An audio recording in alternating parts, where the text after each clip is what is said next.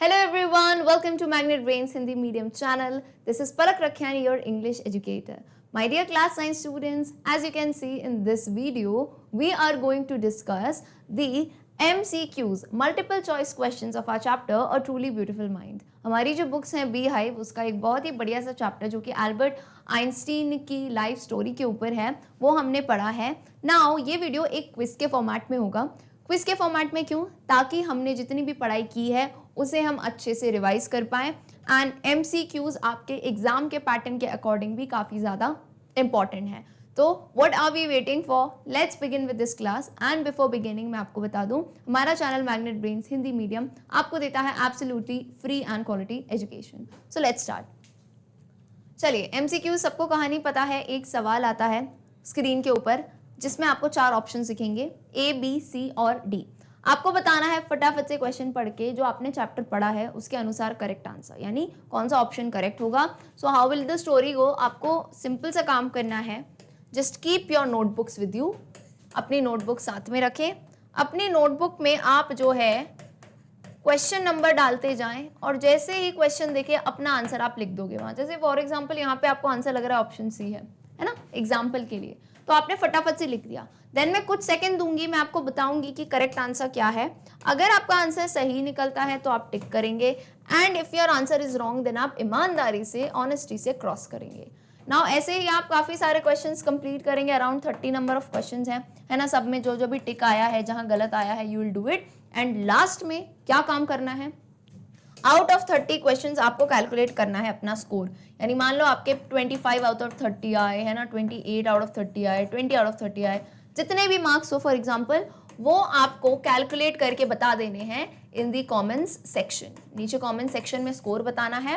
Now what is the reason कि आप मेरे साथ स्कोर शेयर करें, ताकि देखो एज अ टीचर मैं आपकी प्रोग्रेस चेक कर पाऊं एंड आप भी जो है अगले आने वाले क्विज में देख पाएं कि यार आज मेरे मान लो 28 मार्क्स आए तो नेक्स्ट क्विज में मुझे और इम्प्रूव करना है. एंड जिनके बोलोगे मैम जिनके 30 आए उनका क्या, तो भाई जिनके 30 आए उन्हें ये फुल स्कोर मेंटेन रखने की जो है ना मेहनत करनी है. ओके चलिए भाई. अच्छा, MCQs को अंडर एस्टिमेट मत करना भाई. लेसन के बीच में से सवाल आते हैं एंड बहुत ही इंपॉर्टेंट होते हैं ये, राइट. बहुत ही अच्छे से आपका चैप्टर क्लियर होना चाहिए. चलिए so let's begin with question number 1. आपकी स्क्रीन के ऊपर ये रहा. Whose genius still reigns after 50 years of his death? A. M.K. Gandhi, B. Nehru, C. Stephen और D. Einstein. Whose genius यानी किसकी बुद्धि जो है ना, किसकी बुद्धि जो है आज तक रीन यानी जो है आज तक प्रभाव डालती है लोगों पे, आज पर जो है ना राज कर रही है. Even 50 years of his death, मतलब उनके मृत्यु के 50 साल बाद भी आज भी जीनियस नाम आता है तो हम इन्हीं का नाम लेते हैं. M.K. गांधी, नेहरू, स्टीफन या फिर आइंस्टीन. सो आई थिंक सबसे आसान टाइप का सवाल है ये, है कि नहीं. चैप्टर किसके ऊपर पढ़ा है आपने? A truly beautiful mind. इस लेसन में हमने बायोग्राफी, शॉर्ट बायोग्राफी पढ़ी है of the very famous option D, Albert Einstein. Hopefully सभी ने डी ही आंसर दिया होगा. ऑलराइट चलिए, बहुत ही आसान सा सवाल. अगले सवाल पे आते हैं. Question number 2 says whose name has become synonymous with genius? A. Einstein's name, B. Gandhi's name, C. Wright brothers या D. all. यानी किसका नाम सिनोनिमस हो गया है. सिनोनिमस का मतलब क्या होता है? सिनोनिम मतलब समझते हो, हिंदी में सिनोनिम को हम कहते हैं पर्यायवाची, ठीक है. तो किसका नाम से पर्याय हो गया जीनियस का, मतलब जी फॉर जीनियस, तो इनका नाम लगना चाहिए. Einstein, Gandhi, Wright brothers, all. So without wasting any time, you all know the correct answer is option A. Einstein का नाम है ना, एल्बर्ट आइंस्टाइन का नाम जीनियस के नाम से सिनोनिमस हो गया है. ओके चलिए, next is question number 3. Again मैं आपको बता दूं कि इस पूरे चैप्टर में डेट्स एंड फैक्ट्स काफ़ी इंपॉर्टेंट हैं जो आपको याद करने हैं, मेमोराइज करने हैं. उसी के ऊपर सवाल है. When was Einstein born? Einstein की डेट ऑफ बर्थ क्या थी? A. 14th March 1879, B. 10th March 1878, C. 14th March 1877 और is it D. 14th March 1875? कहाँ थी उनकी डेट, एग्जैक्ट डेट आपको याद रखनी है. चलिए भाई, इसमें तो कोई आपको ट्रिक नहीं है, कुछ ऐसा नहीं है, बट कैसे याद होंगी, लोगों के सवाल होते हैं और स्टूडेंट्स के सवाल होते हैं. तो आप जब बार बार लेसन को पढ़ोगे ना, you will read it twice, तो आपको धीरे धीरे मेमोराइज हो जाएंगे dates. Okay, so correct answer is option A, 14 March 1879 को आइंस्टीन का जन्म हुआ था. यू ऑल रिमेंबर, जब हमने चैप्टर पढ़ा था तो शुरुआती पैराग्राफ्स में डेटा दिया गया था. चलिए, जिसने गलत किया है वो याद रखेंगे, जिसका सही गया है well done, keep going. All right, तैयार हो जाइए. Question number 4 clear, which says where was Einstein born? A Bulgaria, B Ulm, C Georgia या डी नन. पहले तो पूछा था कब पैदा हुए, अब पूछा है वेयर. वेयर का मतलब है ना कहाँ जन्म हुआ था उनका. Bulgaria, Ulm, Georgia, none. So again clearly बताया गया है आइंस्टीन जो है वो जर्मनी के थे. जर्मनी के कौन से शहर में उनका जन्म हुआ था? सो द करेक्ट आंसर इज, बहुत ही सिंपल सी स्पेलिंग है, 3 लेटर का वर्ड है ना. इतनी बड़ी लाइफलाइन की हिंट दे दी मैंने. कौन है 3 लेटर का word? That is option B, Ulm, है ना. उल्म जर्मनी में है एक जगह जहां पे आइंस्टीन का जन्म हुआ. All clear? All right, let's move on to question number 5 which says what did Albert's mother think of him? Albert की मम्मी उनके बारे में क्या सोचती थी? तो अगेन ये भी जो है हमारी स्टोरी के काफ़ी बिगिनिंग का ही पार्ट है. शुरू में ही यही बताया गया था. A, he was born genius, B, he is intelligent, C, he will rule the world, या D, Albert was a freak. यानी उनकी मम्मी क्या सोचती थी, और ये तब सोचती थी तब जब उनका जन्म हो गया था कि भाई मेरा बेटा तो पैदा ही जीनियस हुआ है, या फिर बहुत ही इंटेलिजेंट हो वो, या वो पूरी दुनिया पे राज करेगा, या fourth he was a freak. Freak यानी वो बहुत ही अजीब है. So answer is very simple. I think options इतने आसान दे दिए गए हैं. बेटा हम क्या सोचते हैं एल्बर्ट आइंस्टाइन मतलब बचपन से ही वो इतने समझदार होंगे, इंटेलिजेंट होंगे, तो ऐसा नहीं है. वो हमारी तरह ही आम इंसान की तरह ही थे. उल्टा उनकी मम्मी तो उनको क्या समझती थी, that he was a freak, कि वो बहुत ही अजीब है, पता नहीं क्या करेगा, इसका सर भी इतना जो है ना ब्रॉड है. So correct answer is option D. His mother used to think that Albert was a freak. All right. चलिए, let's move on to question number 6 which says, what did Albert's classmates call him? अब Albert के जो classmate है, यानी जो उसके साथ classmate in the sense class में साथ में जो पढ़ते हैं, आपके फ्रेंड्स वगैरह हो गए, तो उनके फ्रेंड्स उन्हें क्या बुलाया करते थे? कॉल हिम यानी क्या क्या बुलाया करते थे? तो ऑप्शन दिख रहे हैं आपको. पहला option is A, a genius, B, dull, C, brother boring, या डी, स्टूपिड. तो आपके चैप्टर में क्लासमेट्स के लिए प्लेमेट्स लिखा गया था, याद दिला दूं, है ना, कि हिज प्लेमेट्स. प्लेमेट्स और क्लासमेट्स यानी क्या, जिनके साथ छोटे बच्चे होते हैं, आप किंडरगार्टन में होते हो तो उनके साथ पढ़ते हो, खेलते हो, तो वो क्या कहते थे एल्बर्ट के बारे में कि वो एक जीनियस है भाई, या वो तो बहुत ही डल सा चाइल्ड है, दिमाग नहीं है उसमें. सी, ब्रदर बोरिंग, यानी बहुत ही बोरिंग है ये तो, या फिर डी, स्टूपिड, ये बेवकूफ़ है. सो क्लियरली ये बात से एक रिलेशन याद आता है. फटाफट से आंसर बताओ and then I explain you.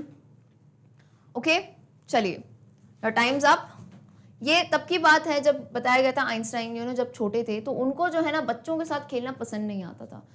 उन्हें समझ ही नहीं आता था कि मैं क्या करूं इनके साथ. तो जब खेलना पसंद नहीं आता तो वो ज़्यादा इंटरेस्ट नहीं दिखाते थे. तो दूसरे बच्चे क्या कहते थे, उनके प्लेमेट्स, कि यार ये तो कितना ही बोरिंग है ना, हंसता है, खेलता है, कुछ नहीं करता हमारे साथ. So they used to call him option C, brother boring. Clear है? चलिए आगे आते हैं क्वेश्चन नंबर 7 पे. By what age did Einstein not learn to speak? A, 3.5 years, B, 4.5, C, 5.5 या D, 2.5 years. यानी by what age, by what age यानी किस उम्र तक आइंस्टाइन ने बोलना नहीं सीखा था. We all know Einstein was a very late speaker, यानी एक उम्र तक वो बोलना भी नहीं, मतलब बोल भी नहीं पाते थे, जिस उम्र तक यूजुअली बच्चे काफ़ी कुछ कहने लगते थे. तो क्या थी उम्र? अरे ये वही उम्र है जिसमें हम किंडरगार्टन ज्वाइन कर लेते हैं, है ना, प्री नर्सरी में जाते हैं 2.5 साल की उम्र में. सो 2.5 years यानी 2.5 साल तक भी वो कुछ भी बोलना नहीं सीखे थे. क्लियर है? चलिए आते हैं अगले सवाल पे. Question number 8 which says, how many times did Einstein utter a word when he learned to speak? A, thrice, B, 4 times, C, once या D, twice. जल्दी से आंसर इसका नोट डाउन कीजिए. क्या मतलब पूछा जा रहा है यहाँ पे, हाउ मेनी टाइम्स, कितनी बार आइंस्टाइन अटर अ वर्ड. अटर का मतलब होता है बोलना. आइंस्टाइन एक शब्द को, मतलब फाइनली क्या हुआ, 2.5 साल बाद वो बोलना सीखे, लेकिन वो जब शब्द बोलते थे वो शब्दों को कितनी बार कहते थे? 3 बार। थ्राइस मतलब होता है 3 बार, 4 टाइम्स, वंस यानी एक बार, ट्वाइस या 2 बार। तो क्लियरली चैप्टर में दिया गया था कि आइंस्टाइन ने जब बोलना सीखा तो वो हर वर्ड को 2-2 बार कहते थे। जैसे फॉर एग्जाम्पल अगर आइंस्टाइन को ये बात बोलनी हो तो वो कैसे बोलेंगे? वो कहेंगे हाउ मैनी टाइम्स डिड, तो मतलब दोहराते थे शब्दों को। So correct answer is option D, that is twice. Okay, चलिए क्वेश्चन नंबर 9 आपकी स्क्रीन के ऊपर ये रहा, which says what did Einstein love to play with? Einstein को किन चीजों के साथ खेलना ज्यादा पसंद था? A plastic toys, B mechanical toys, C friends या डी नन। इनमें से किन के साथ खेलना आइंस्टाइन को पसंद था? वैसे तो आपको पता है कि उनको अपने प्लेमेट्स के साथ ज्यादा इंटरेस्ट नहीं था खेलने में, but there was already mention उसके आगे कि उन्हें किन के साथ, किन चीजों के साथ खेलना पसंद था। तो यार अनुमान लगाओ, आइंस्टाइन फिजिक्स वगैरह में इंटरेस्ट रखते थे, तो मैकेनिक्स में उनका काफी इंटरेस्ट था। So he used to love to play with mechanical toys, right? बचपन से कहीं ना कहीं वो चीज डेवलप हो गई थी उनके अंदर। ठीक है, चलिए आगे बढ़ते हैं। क्वेश्चन नंबर 10 पे अपनी स्पीड बढ़ाते जाएं जल्दी से। इसका आंसर बताइए। What did the school headmaster say about Einstein? School के हेडमास्टर यानी मुख्य अध्यापक ने जो है आइंस्टाइन के बारे में क्या कहा था उनके पापा से? A he would be a genius, कि ये तो बहुत ही बड़ा जीनियस बनेगा। बी ही इज ग्रेट, ये बहुत ही महान है। C he can't be a success at anything, यानी वो जीवन में कुछ भी चीज कर ले लेकिन फिर भी वो सक्सेसफुल नहीं हो पाएगा। या फिर डी दैट इज नन, या फिर कुछ भी नहीं। तो क्या होगा करेक्ट आंसर? आप सभी को पता है, मतलब सोचो इतना बड़ा genius Albert Einstein, the name itself. उनके लिए उनके हेडमास्टर ने कितनी जो है ना अजीब बात कही थी। क्या कहा था? कि उनके पापा को कहा था एक्चुअली कि आपका बेटा कुछ भी कर ले जीवन में, मतलब कोई भी प्रोफेशन चूज कर ले, वो किसी में सफलता प्राप्त नहीं करेगा। यानी इतनी बड़ी बात जो है उनके हेडमास्टर ने कह दी थी, लेकिन आज वो बात बिल्कुल ही गलत साबित होती है। So correct option is option C, that is he can't be a success at anything. All good, चलिए अगले सवाल पे आते हैं। Question number 11 which says when did Einstein begin to learn playing the violin? Einstein ने violin बजाना कौन सी उम्र से सीख लिया था? कौन सी उम्र में सीख लिया था? A at the age of 7, B at the age of 8, C at the age of 9 और is it D at the age of 6? तो वायलिन याद दिला दूं बात कि उनकी मम्मी जो है ना वो चाहती थी कि उनका बेटा वायलिन बजाना सीखे। ऐसा होता है ना, हम छोटे होते हैं तो मम्मियों का जो इंटरेस्ट होता है कि भाई मैं अपने बच्चे को डांस सिखाऊं, सिंगिंग सिखाऊं, इंस्ट्रूमेंट सिखाऊं। तो सिमिलरली आइंस्टाइन की मम्मी का भी ये था कि भाई मेरा बेटा वायलिन बजाना सीखे। तो यहाँ पे किस उम्र में उन्होंने वायलिन बजाना स्टार्ट किया? सो आई होप सभी का करेक्ट आंसर आ चुका होगा। The answer is option D, at the age of 6, यानी जब वो 6 years old थे, at that time he started playing violin. चलिए moving on to question number 12, जल्दी से बताइए इसका answer. Where did Einstein score good marks in all the subjects? A at Munich in a school, B at Switzerland, D at Italy या D none. इनमें से कौन सी जगह पे आइंस्टीन के हर सब्जेक्ट में जो है अच्छे मार्क्स आते थे? ठीक है, तो ये बताया गया था कि आइंस्टीन को ऐसा माना जाता था भाई कि वो पहले कहते थे कि वो बिल्कुल ही स्टूपिड टाइप के हैं, ऐसा है वैसा है, लेकिन आइंस्टीन बेवकूफ थे ऐसा नहीं था भाई। उनके मार्क्स वगैरह बहुत अच्छे आते थे, he was very good at all the subjects. ठीक है, तो कहाँ की बात हो रही है? Correct answer is option A, at Munich in a school. ये हाई स्कूल की बात है, हाई स्कूल में उनके मार्क्स अच्छे आते थे। ठीक है, बस दिक्कत क्या होती थी, उनको वो स्कूल की डिसिप्लिन वगैरह नहीं पसंद थी, है ना, बाकी मार्क्स उनके अच्छे आते थे। चलिए क्वेश्चन नंबर 13, अभी ही मैंने जो बात कही उसी पे बेस सवाल है। क्वेश्चन कहता है why did Einstein leave the school? Einstein ने स्कूल क्यों छोड़ दिया? A for his good, B he had clash with the teachers, C he did not like discipline and order in the school, या D all of the above. तो Einstein ने actually 15 years of age में, है ना, जब वो 15 साल के हुए तो उन्होंने स्कूल छोड़ने का निर्णय लिया। अब that is a quite big decision, तो उन्होंने ये निर्णय क्यों लिया? फॉर इज गुड, अपने अच्छे के लिए। ही had clash with the teachers, यानी उनका टीचरों के साथ टकराव होता रहता था कुछ ना कुछ, या फिर सी, उन्हें स्कूल का बहुत ज़्यादा एक्स्ट्रा डिसिप्लिन, अनुशासन, स्ट्रिक्टनेस नहीं पसंद थी, या D all of the above. तो देखिए करेक्ट चीज़ क्या है, तो हर चीज़ मैं आपको बता दूं, उन्होंने स्कूल इसलिए छोड़ा था क्योंकि क्या है ना, उनको फ्रीडम बहुत पसंद थी, आज़ादी, क्या I need to think according to me, creative दिखाना। लेकिन स्कूल में क्या होता था, बहुत स्ट्रिक्ट चीज़ें होती थी ना कि you have to study all the subject, सब में अच्छे मार्क्स आने चाहिए, ये चीज़ वो चीज़, तो उन्हें ये चीज़ नहीं पसंद थी। एंड ऑफन क्या होता था, इसी कारण उनके टीचर से कुछ ना कुछ मतभेद हो जाते थे, कुछ ना कुछ क्लैशेज हो जाते थे। एंड अपने अच्छे के लिए फिर उन्होंने सोचा कि परमानेंटली जो है मैं स्कूल छोड़ देता हूँ। तो अब मुझे बताओ, मैंने तीनों बातें कवर कर दी ना। फॉर हिज गुड, टीचर के साथ क्लैश हुआ और उन्हें स्कूल का डिसिप्लिन नहीं पसंद था। So if all the three are right, correct answer होगा option D, all of the above. Okay, I hope there is no doubt. Let's move on to question number 14। When did Einstein families move to Munich? Einstein की family जो है move यानी Munich में कब shift हुई थी, जब Einstein कितने साल के थे, कितनी उम्र के थे? A, when he was 15 months old, B, when he was 12 months old, C, when he was 14 months old, D, when he was 16 months old. तो मार्क माय वर्ड्स, अगर आपने ना ये MCQs लगा लिए ना सारे, तो यानी आपका चैप्टर जो है ना उसका थ्योरी बहुत ही ज़्यादा स्ट्रॉन्ग हो जाएगा। फैक्ट से लेके, डेट से लेके ऑल द इन्फॉर्मेशन अच्छी हो जाती है। तो MCQs are very important and उम्मीद करती हूँ आंसर आ गया होगा। आइंस्टीन की फैमिली म्यूनिक तब मूव करी जब Einstein was 15 months old. 15 months यानी क्या हुआ, 1 साल 3 महीने के जब वो थे, तब उनकी फैमिली म्यूनिक में शिफ्ट हो गई। ऑल गुड, चलिए आते हैं क्वेश्चन नंबर 15 पे। Where did Einstein wish to continue his study? Einstein को अपनी स्टडी कहाँ पे कंटिन्यू करने की एक इच्छा होती है, जैसे आपको भी एक मन होता है कि मैं बड़े होकर इस कॉलेज में जाऊंगा, इस यूनिवर्सिटी में जाऊंगा, तो उनकी कहाँ जो है ना कंप्लीट करने की इच्छा थी अपनी स्टडी कंटिन्यू? ए, जर्मन, बी, म्यूनिक, सी, स्विट्जरलैंड, या डी, नन। तो इसी बात पे इनके परिवार में एक प्रोलॉन्ग्ड डिस्कशन भी चला था। एक हिंट दे देती हूँ, बहुत लंबा डिस्कशन चला था। आइंस्टीन ने बहुत रिक्वेस्ट करी थी कि आप जो है मुझे इस पर्टिकुलर जगह पे अपनी स्टडीज कंटिन्यू करने दीजिए। So correct answer is option C, that is Switzerland. Switzerland में वो अपनी स्टडीज कंटिन्यू करना चाहते थे। ओके, चलिए आगे आते हैं क्वेश्चन नंबर 16। अब इसी से रिलेटेड सवाल है कि स्विट्जरलैंड में ठीक है कंटिन्यू तो करना चाहते थे, लेकिन what was the reason? So, why did Einstein decide to continue his study in Switzerland? Switzerland ही क्यों चुना उन्होंने? A, it was a rich city, क्योंकि वो बहुत ही महंगा शहर था। B, it was more liberal than Munich, या फिर वो म्यूनिक शहर से ज्यादा लिबरल यानी क्या, ज्यादा आजादी देता था, राइट मतलब बहुत स्ट्रिक्ट रूल्स नहीं थे वहां पे। या फिर C, he liked the place, यानी उन्हें वो जगह ऐसी ही पसंद थी, या D, none of the above।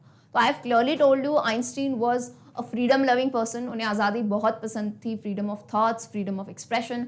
तो उन्हें ये लगा कि भाई स्विट्जरलैंड में जो इंस्टीट्यूशंस है ना वहाँ पे थोड़ी ज़्यादा वो ज़्यादा लिबरल है म्यूनिक से। म्यूनिक में अननेसेसरली बहुत स्ट्रिक्टनेस होती थी। So option B is the correct answer. क्यों उन्होंने चूज किया Switzerland? Because it was more liberal than Munich. All good, चलिए आगे आते हैं question number 17। In which subjects was Einstein gifted and interested? इनमें से कौन से सब्जेक्ट्स में आइंस्टीन was gifted? गिफ्टेड का मतलब क्या होता है? एक तोहफा मिलता है आपको किसी चीज का, that you are gifted in the thing, and आप किस चीज में एक्सपर्ट होते हो। A, English and history, B, mathematics and physics, C, mathematics and biology, D, physics and English. तो आइंस्टीन की मास्टरी उन 2 सब्जेक्ट में थी जिससे बहुत सारे स्टूडेंट्स घबराते हैं, है कि नहीं? बहुत ही खतरनाक लगते हैं ये, लेकिन होते बहुत इंटरेस्टिंग है ये दोनों subjects. So Einstein was gifted and interested is option B, mathematics and physics. Mathematics में उनको यार कुदरत से एक गिफ्ट मिला था, वो बहुत ही एक्सपर्ट थे, और फिजिक्स में उनका इंटरेस्ट, उनकी रुचि बहुत ज्यादा थी। ऑलराइट, चलिए so let's move on to question number 18। Question number 18 says where did Einstein go after school? School के बाद आइंस्टाइन कहाँ गए? तो कौन सी यूनिवर्सिटी में गए थे? ये वही यूनिवर्सिटी है जिसकी अभी हम बात कर रहे थे, यानी जिसकी जिद कर रहे थे वो अपने मम्मी पापा से कि भाई मुझे यहाँ पढ़ना है।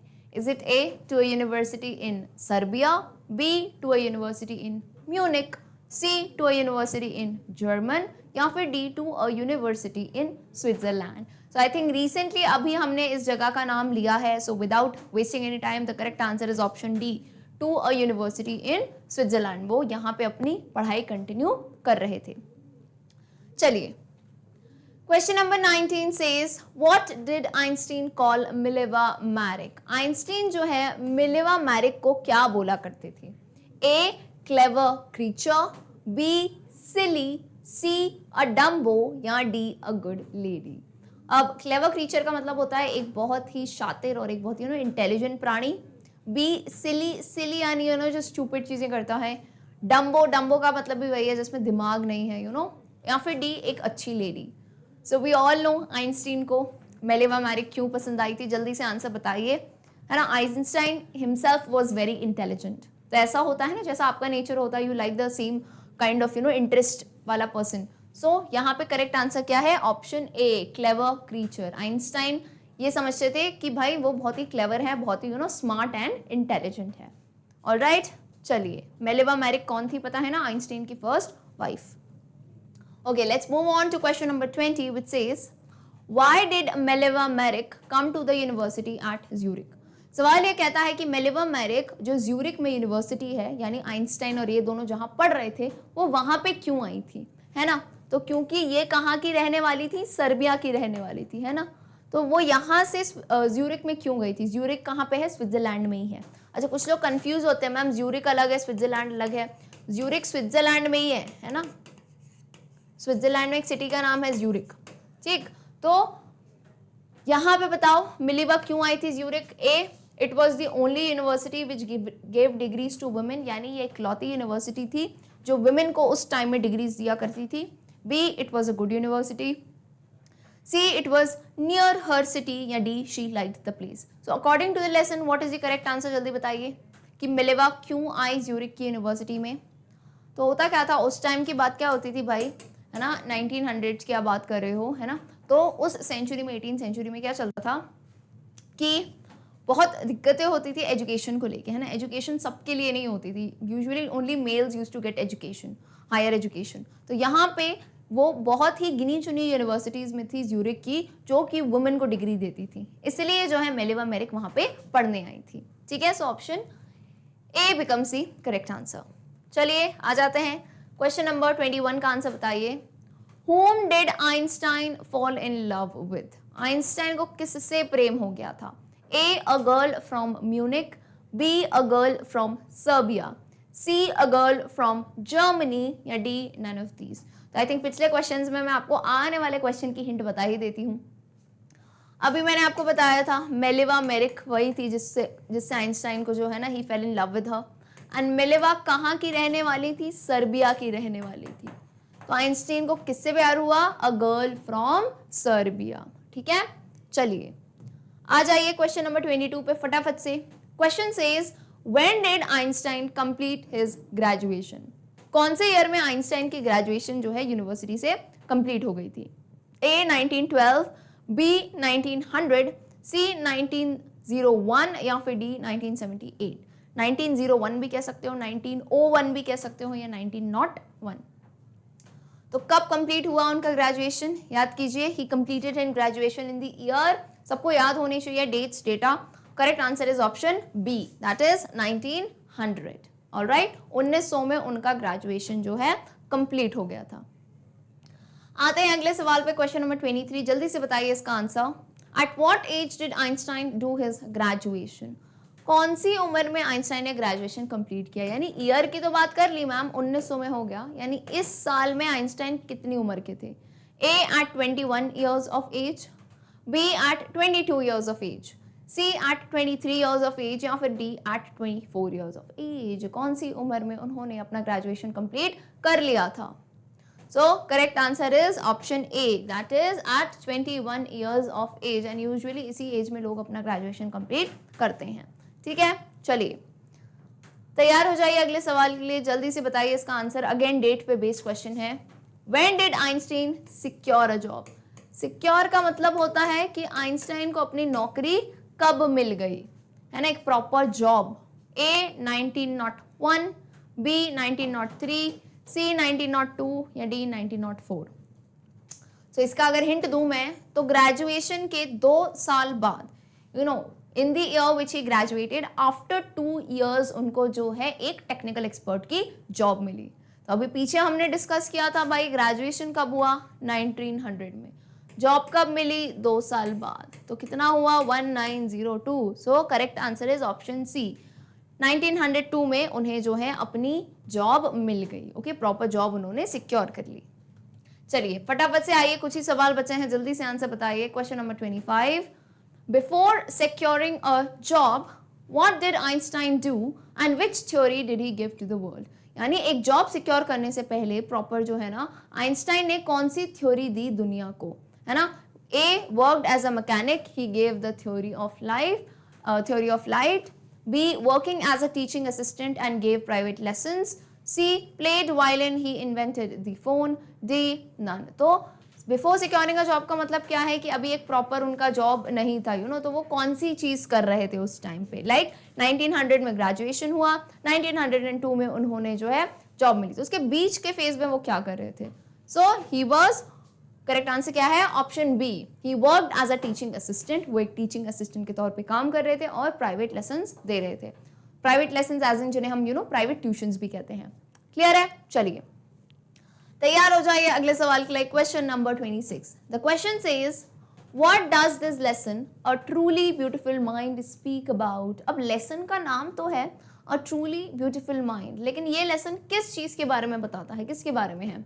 A, beauty of the mind, B, beauty of the world, C, life of Einstein या D, the life of Newton. तो बिकॉज अभी तो आपको पता है कि मैम कौन से चैप्टर के क्वेश्चन करा रहे हैं, लेकिन एग्जाम टाइम में मिक्स क्वेश्चंस आते हैं, so for that time this is a good question. So a truly beautiful mind किसके बारे में है? वी ऑल नो ये आइंस्टाइन की लाइफ के ऊपर है, बचपन से लेके स्कूल में, यूनिवर्सिटी में उनकी पर्सनल लाइफ क्या रही है ना, कैसे उन्होंने दुनिया के लिए कंट्रीब्यूट किया। So correct answer is option C, the life of Einstein. Okay, I hope there is no doubt. चलिए आते हैं क्वेश्चन नंबर 27 पे। It is again a very important question. When was Einstein awarded with the Nobel Prize? Einstein को Nobel prize कौन से year में मिला? ये आपके जी के जनरल नॉलेज के हिसाब से भी अच्छा क्वेश्चन है। Is it A 1938, B 1956, C 1945 और D 1921? इन चारों ईयर्स में से कौन सा ईयर है नोबेल प्राइज जिसमें मिला आइंस्टीन को? So the correct answer is option C, option D 1921, not C, option D, that is 1921 में जो है इनको नोबेल प्राइज दिया गया था। ठीक है, चलिए आते हैं क्वेश्चन नंबर 28 पे। What is the message of this lesson? अब आपको बताना है कि पूरा पार्ट तो हमने पढ़ लिया, लेकिन एक होता है ना कि लिटरेचर में आप पार्ट तो पढ़ रहे हो, पर उस पार्ट से आपको क्या सीख मिलती है? What is the message over here? Is it A, a beautiful mind not only creates beautiful ideas but also to use them for the welfare of the humanity? B, always think big. C, be like Einstein. D, win a Nobel Prize. तो what is the message of this particular lesson? कि एक अच्छा दिमाग सिर्फ beautiful ideas नहीं बनाता है, लेकिन वो पूरे इंसानियत की वेलफेयर पे, जगत कल्याण के लिए काम में आता है। बी, ऑलवेज थिंक बिग, हमेशा बड़ा सोचना चाहिए हमें, है ना? C, B like Einstein, Einstein जैसे बन जाओ। या फिर D, win a Nobel prize, जाओ और नोबेल प्राइज जीत के आओ। तो we all know message of this lesson क्या है भाई? ट्रूली ब्यूटीफुल माइंड क्यों कहा गया है? तो ट्रूली ब्यूटीफुल माइंड से मतलब उनका मन सुंदर दिखता है ऐसा नहीं है, इसका मतलब ये देखो वो जीनियस तो है ही। तो जीनियस होने से उनको सिर्फ आइडियाज नहीं मिलते कि मैं अपना कल्याण करूँ, है ना, मैं अपने लिए बेस्ट बनूं, मैं नाम करूँ, नोबेल प्राइज जीतूं, है ना। जीनियस होने का मतलब ये नहीं है, वो अपना जो जीनियस है ना वो यूज करेंगे अपने आइडियाज फॉर ह्यूमैनिटी, कि कैसे हमारे दुनिया में इंसानों को जो है ना बेनिफिट मिल सकता है, अच्छी चीजें हो सकती है, you can maintain piece and harmony. So correct message क्या है? Option A, a beautiful mind not only creates beautiful ideas but also to use them for the welfare of the humanity. ठीक है, चलिए आते हैं क्वेश्चन नंबर 29 पे। Which destruction is referred to in this lesson? इस lesson में कौन से डिस्ट्रक्शन की बात की गई है? A, destruction of inventions, B, destruction by authoritarians, C, destruction caused by the atom bombs at Hiroshima and Nagasaki, या D, none of these? So I think this is a very easy question. You all know atomic bomb की बात चल रही थी, है ना। Story के थोड़ा एंडिंग में याद कीजिए, नाजीज ने जब न्यूक्लियर फिजन डेवलप किया तो ये डर लगने लगा अमेरिकन फिजिसिस्ट को कि भाई ये लोग एटॉमिक बॉम्ब ना बना दे, है ना, एटॉमिक बॉम्ब बना देंगे तो क्या होगा, बहुत तबाही होती है इससे, है ना। तो हुआ क्या कि वो जो तबाही, वो जो डिस्ट्रक्शन, अमेरिका ने सीक्रेटली खुद ही बॉम्ब बना दिया और उन्होंने इसके ऊपर गिरा जापानीज सिटीज जो कि हैं हिरोशिमा और नागासाकी। तो यहाँ पे डिस्ट्रक्शन किसकी बात की जा रही है? Destruction caused by the atom bomb at Hiroshima and Nagasaki. Alright, चलिए भाई मूव ऑन करते हैं हमारे लास्ट क्वेश्चन पे for this video, that is question number 30। जल्दी से इसका आंसर बताइए। Why has the author referred to the late speaking age of Einstein? यानी ऑथर ने जो है आइंस्टीन की लेट स्पीकिंग एज के बारे में क्यों बताया? लेट स्पीकिंग एज यानी वो 2.5 साल के हो गए थे तब तक भी उन्होंने बोलना नहीं सीखा था। तो ये चीज क्यों, मतलब क्या दर्शाती है, क्या मेंशन करती है? A, to show that apparently his growth rate was slower than the children of his age. B, to show that he was a slow learner. C, to show his disability. या D, none. क्यों बताया उन्होंने late speaking as? बेटा late speaking आप कैसे कहोगे कि तुम देर से बोल रहे हो? आपका कोई फ्रेम ऑफ रेफरेंस तो होगा ही ना, मतलब आपको लगता है अच्छा बच्चे इस उम्र तक बोलना शायद सीख जाते हैं, बाकी बच्चों से कंपेयर करोगे ना। लेट स्पीकिंग मान लो दुनिया में कोई बच्चा ही नहीं हो, एक ही बच्चा और 2.5 साल तक बोल रहा है, तो आप लेट नहीं कह पाओगे। बट यू नो कि बाकी बच्चे भी हैं लेकिन इस उम्र तक वो बोलना सीख जाते हैं। तो वो क्या बताना चाह रहे हैं कि उनकी तुलना में आइंस्टीन की ग्रोथ बहुत ही क्या थी, रेट स्लोअर थी, है ना। उनकी उम्र के बाकी बच्चे जो बोल रहे थे लेकिन वो 2.5 साल तक बोलना तक नहीं सीखे थे। Alright, so correct answer is option A, to show that apparently his growth rate was slower than the children of his age. So with this we end the 30 questions. I hope आप लोगों ने solve किए होंगे and अपने answers mark किए होंगे। And with this what you need to do, you need to quickly calculate your score.